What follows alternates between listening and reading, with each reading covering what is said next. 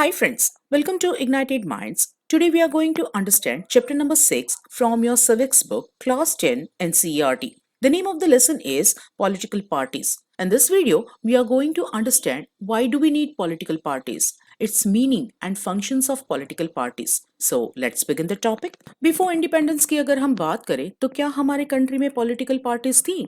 ना, there were none. But बाद में हमने कांग्रेस पार्टी बनाई so that it would be convenient to work for our country through this party.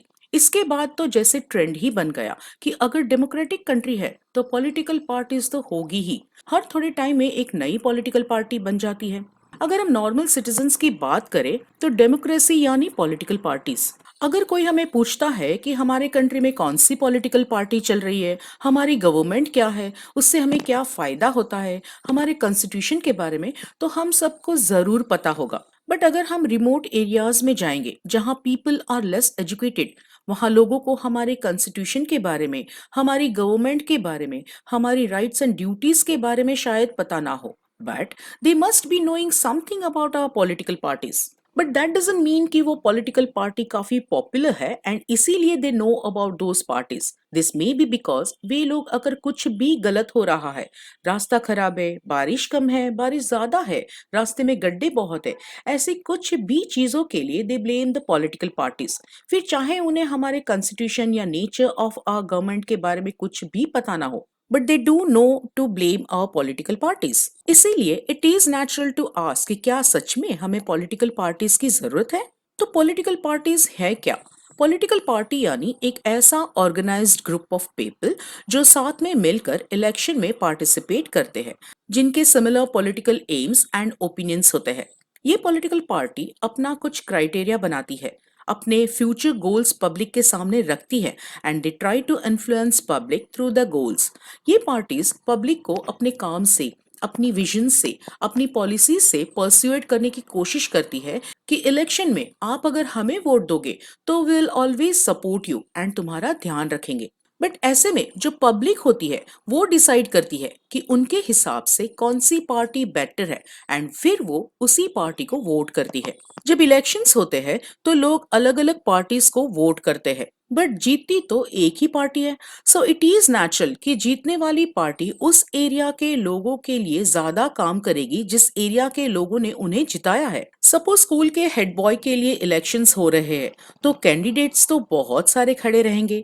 वे सब candidates and उनके सपोर्टर्स बाकी स्टूडेंट्स को कन्विंस करने की कोशिश करेंगे कि we are the best. But school के स्टूडेंट्स तो उन्हीं को वोट करेंगे जो काम कर रहे हैं एंड जिनका फ्यूचर विजन क्लियर हो. जीतेगा कौन? सारे कैंडिडेट्स में से only one and he will try to work for those who helped him win the elections. पक्षपात? यस. अब बाकी कैंडिडेट्स जो इलेक्शन में खड़े थे वे क्या करेंगे? They will be the opposing party. Winners की गलतियां ढूंढ ढूंढ कर बाकी स्टूडेंट्स को बताएंगे कि they are not good, we are. ऐसा करके वे लोग नेक्स्ट इलेक्शन में अपना फ्यूचर सिक्योर करने की कोशिश करते हैं. इलेक्शंस में भी तो ऐसा ही होता है ना. कोई भी पॉलिटिकल पार्टीज के लिए तीन लोग काम करते हैं: लीडर्स, एक्टिव मेंबर्स एंड उनके फॉलोअर्स. नाउ ये पॉलिटिकल पार्टीज करती क्या है, उनका काम क्या है? सो चलो देखते हैं functions of political parties. Number one is parties contest elections. Now parties contest elections यानी कोई पार्टी खुद इलेक्शन में नहीं उतरती है, वो अपने कैंडिडेट्स को उनके बिहाफ में इलेक्शन लड़ने के लिए उतारती है. पार्टी सिलेक्ट करेगी कि इलेक्शन में खड़े रहने के लिए कौन से कैंडिडेट को उतारना है. Party will decide the candidate. Number two is parties put forward different policies and programmes. Now हमारे कंट्री में बहुत सारे लोग हैं एंड बहुत सारे कैंडिडेट्स एंड वोटर्स भी हैं. हर एक की थिंकिंग, उनकी सोच अलग होती है. मैं अगर एक को खुश करने जाऊंगी तो इट इज नेचुरल कि दूसरा नाराज होगा. उसी तरह से हमारी इतनी बड़ी सोसाइटी में each of us have different opinions and views कि कौन सी policy will be best for society, right? But कोई भी पार्टी सोसाइटी के सभी लोगों को सेटिस्फाई नहीं कर सकेगी. It is impossible. इसीलिए कोई भी पार्टी अपनी पॉलिसी, अपना विजन एंड अपने एम्स डिसाइड करती है.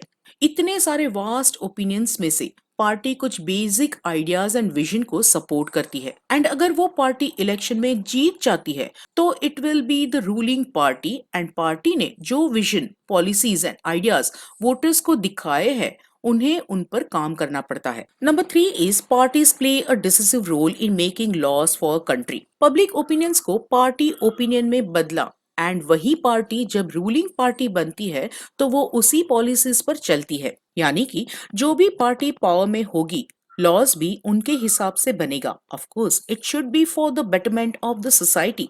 जैसे right now BJP is the ruling party and जो भी टॉप पार्टी लीडर्स होंगे वे लॉ मेकिंग प्रोसेस को इन्फ्लुएंस करेंगे। राइट नाउ हमारे कंट्री में ruling party is BJP and हमारे prime minister is the part of that party. उनका विजन काफी क्लियर है। He can make and change law according to the situation. Number 4 is parties form and run governments. Election के बाद जब कोई भी party जीतती है तो वो रूलिंग पार्टी बन जाती है एंड फिर वो रूलिंग पार्टी गवर्नमेंट के लिए काम करती है, देश के लिए काम करती है एंड 5 साल तक हमारी कंट्री को, हमारी गवर्नमेंट को वो रूलिंग पार्टी चलाती है। सो पार्टीज क्या करती है? लीडर्स को रिक्रूट करती है, उन्हें ट्रेन करती है एंड उन्हें मिनिस्टर्स बनाती है ताकि the top leaders of the party उन मिनिस्टर्स को ट्रेन करके गवर्नमेंट रन करने के लिए, कंट्री को चलाने के लिए उनसे काम करवा सके।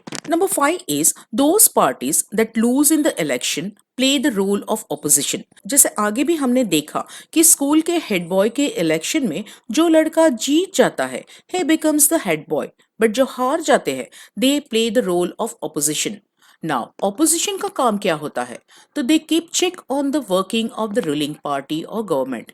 ये ऑपोजिशन पार्टीज रूलिंग पार्टीज पर नजर रखती है, उनके व्यूज को अपोज करती है। अगर उनसे कुछ भी गलती हो गई, कुछ गलत डिसीजन ले लिया तो ऑपोजिशन पार्टी उनको क्रिटिसाइज करती है एंड अपोज करती है।